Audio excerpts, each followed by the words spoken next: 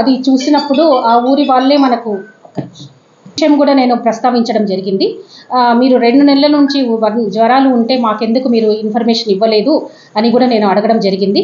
కాకపోతే వాళ్ళేమన్నారంటే, లేదు మేడం, వారం 10 రోజుల నుంచి మాకు ఉండింది, ఒక్కొక్కరికి వచ్చిండింది, ఇంట్లో ఒకరి తర్వాత ఒకరికి వచ్చింది.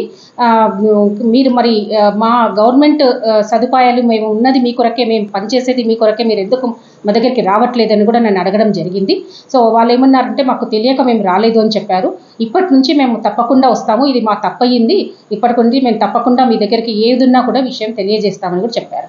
ఆమె వెళ్ళింది లాస్ట్ మంత్ 29కు వెళ్ళింది. ఆమె ఈ ఇమ్యునేషన్ దానికి వెళ్ళింది, ప్రోగ్రామ్కి వెళ్ళింది. ఆ తర్వాత మళ్ళీ కూడా తను ఈ నెలల ఫస్ట్ వీక్లో కూడా వెళ్ళినట్టు చెప్పినారు. కాకపోతే అక్కడ వాళ్ళు ఎవరు కూడా తనకి ఇన్ఫర్మేషన్ ఇవ్వలేదు, మాకు బాగలేదు, ఫీవర్ ఉన్నట్టు కూడా ఎవరికి చెప్పలేదు ఆమె వాళ్ళు.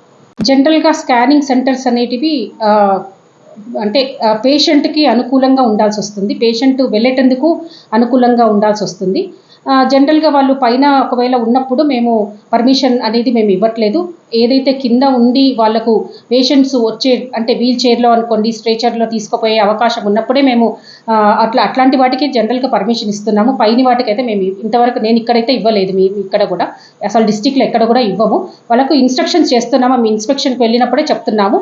ఒకవేళ పైన ఉంటే మటుకు వాళ్ళకి ఏం ఫెసిలిటీస్ మీరు ఇస్తున్నారు, మీరు లిఫ్ట్ ఫెసిలిటీ ఇచ్చారా, లేకుంటే స్టేర్ కేజ్ పెట్టారో, ఏం ఫెసిలిటీ పెట్టారని కూడా మేము చూసి వాళ్ళకి ఆ విధంగా ఇన్స్ట్రక్షన్స్ ఇస్తున్నాము.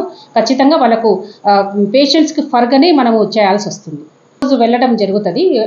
ఏదైతే ఇన్స్పెక్షన్కి వచ్చినామో అవి ఇప్పుడు ఇంకా వెళ్ళలేదు. వెళ్ళిన తర్వాత మేము అక్కడికి వెళ్ళినాక వాళ్ళకు సజెషన్ చేస్తాము. అంతవరకు మేము పర్మిషన్ అనేది ఇవ్వం.